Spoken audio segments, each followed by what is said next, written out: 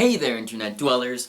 I'm logon411, here to remind you that the poll for the audience's top 5 favorite movies is still up. So you can continue to make all the lists you want of your 5 favorite movies of last year in 2015.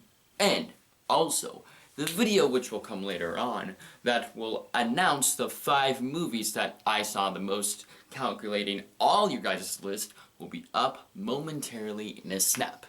Now, before all of that all happens, I thought to myself, it would kind of make sense to post a video where I show a demonstration on how to make a proper list and how one would make an actual list of their 5 favorite movies.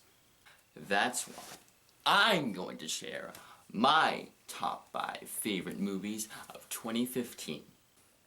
Now, to be completely honest, it was actually quite difficult for me to come up with my list. Why? Well, in all actuality, 2015, to much of my surprise, was actually a really tremendously great year for film. Many of them I would kind of consider to be works of art now, come the next couple of years. While there were other films that sadly did not get made. What a dying shame. And I do actually mean the key words, dying. But I think I have finally now compiled my 5 favorite movies that were cinematic highlights for 2015.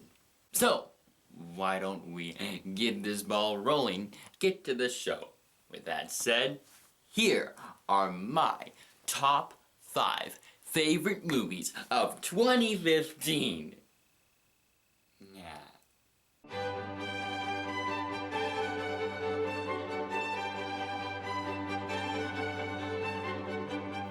Number 5. Bridge of Spies.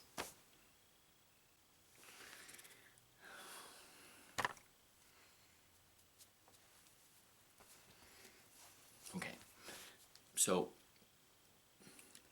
let me boil this down for you. Yeah. A movie that is directed by one of my favorite directors of all time, that director being Steven Spielberg, and having the lead be played by America's great Uncle Tom frickin' Hanks, and having its screenplay be written by one of the most famous, well-known, beloved, in fact, screenwriters in Hollywood today, which would be the Coen brothers. Well, you might have a film that ordinarily would have me like. Just take it. Because you know why? You owe me. You already won me over. You just already won me over. You owe me. You owe me now. You deserve it. Just take it. Just take my blood. The movie takes place in the Cold War era, where an American lawyer, James B. Donovan, played by Tom Hanks, is given instructions to defend a man who is accused of being a Soviet spy. Hanks takes the case, even though he knows very well enough, quite certainly, that the jury of the defense of this man really don't think very kindly of people being Soviet spies, even people being remotely accused of being Soviet spies. So, with those odds, and people like that in the jury for this man's defense, the movie displays that the odds of the man being found not guilty is not very slim. But Tom Hanks takes the case nonetheless of the ramifications and defends the man regardless. When people look at a movie that takes place in the Cold War, they usually look at movies like that has to do with espionage, spies, Soviet spies, but most of all, action, spy type of action. yes. Those of you that are looking to see that in this film will be very disappointed. Because the movie kind of delivers what the premise really is. And the premise is that the movie is about a negotiation. And that's basically the quality of what you see in the film. It's a negotiation. Most of the scenes consist of just talking, dialogue. But that's what I loved about this movie, the dialogue. The dialogue is just so good. Respectfully so, because the screenplay to this film was written by the two most well-beloved screenwriters and directors currently, the Coen brothers. And just like their other works, the dialogue is just so precise that every single word that is said, it just makes you feel like you just want to grab that sentence or line and you just want to hang it on your wall and just display it. Basically, this is a very dialogue-heavy movie. But sometimes I really do like movies like that. And it takes something that's very historical, and at some glance, some might look at the story of this premise for this movie and might think of it as boring. And it still might be boring to some, but like to use a certain kind of dialogue just to keep the audience captivated really is a very difficult thing to do. And only few movies and few writers and directors can construct a film in order to do that. What else could I possibly say about this film? It has Spielberg's magical direction that just soaks me in. Coen brothers' words that just leap off the screen and just grabs you in. And another genuine performance by the legendary Tom Hanks. Honestly, what else could I honestly say more about this movie that I haven't already said about it? It has everything I wanted in a movie. And it most definitely had enough to make it deserving to be on the 5th spot on my list. But if you haven't already seen the film already, go ahead and take a walk on the Bridge of Spies. By the way, spoilers, there is a bridge. Number 4, Ex Machina. With a year that gave us sequels and remakes, Ex Machina, in my opinion, is the most original film of 2015. And just like Bridge of Spies, the movie is very dialogue heavy.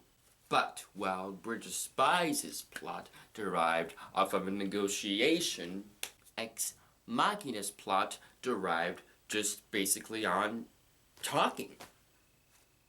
Yeah, just talking. Just talking among just 3 people. Just 3 people, that's it.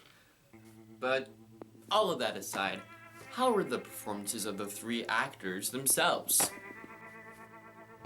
Perfect. Absolutely perfect. Each of their 3 performances are perfect in each different way.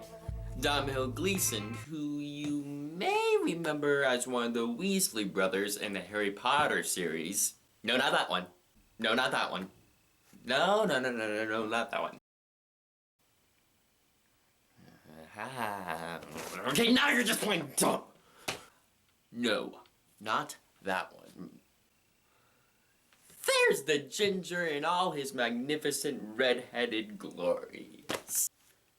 He plays the character whose point of view we see throughout the story. I've seen this guy play other leads in other movies, and I don't know what it is about this guy, but somehow, I don't know why, but this guy just has this undeniable charm to him in everything that he's in. It's just really hard to explain about the guy. He just has the persona just to be just a perfect lead. And he has that acting range that can make anybody, and I mean anybody, feel connected to any character that he's in. Or it could really just be me, who's just connected to every character that he plays. And I have no idea at all why that may possibly be why I feel so connected to him. Heh, heh, heh, heh.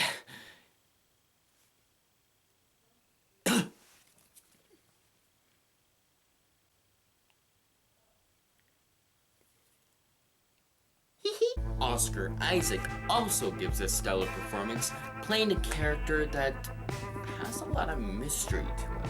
Watching the movie, you can tell that his character is hiding something. You just don't know what.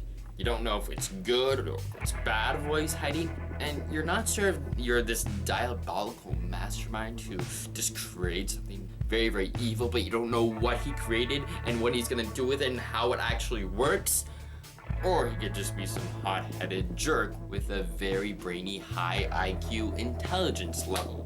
And then we have Alicia Vikanda's performance, who I definitely know I most certainly mispronounced her name, but besides that, I am sorry, actual actors.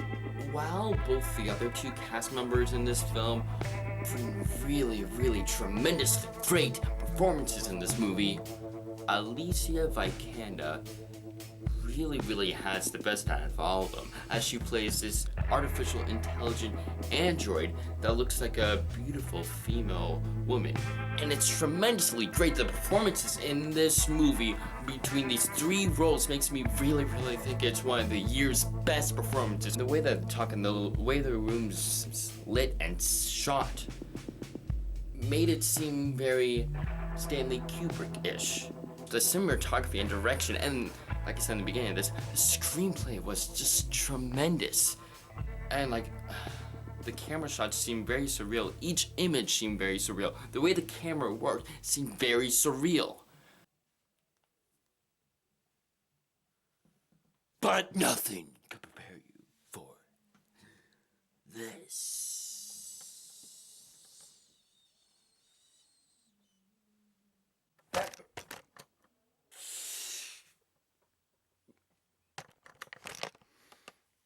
Ow!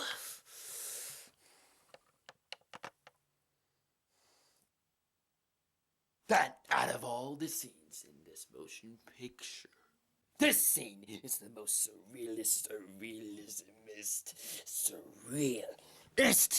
scene in all of the surrealist essence in the film of all of surrealism. Why? By God.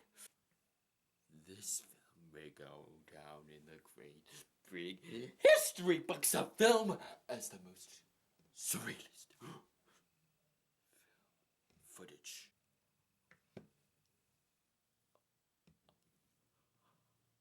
of all time. Ladies and gentlemen,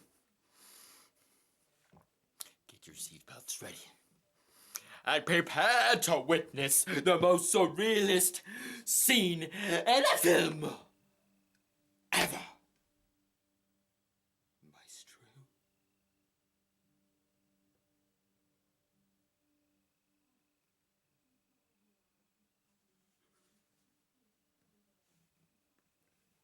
Play the footage, yes. Everybody's busy. Can't wait for the night to begin.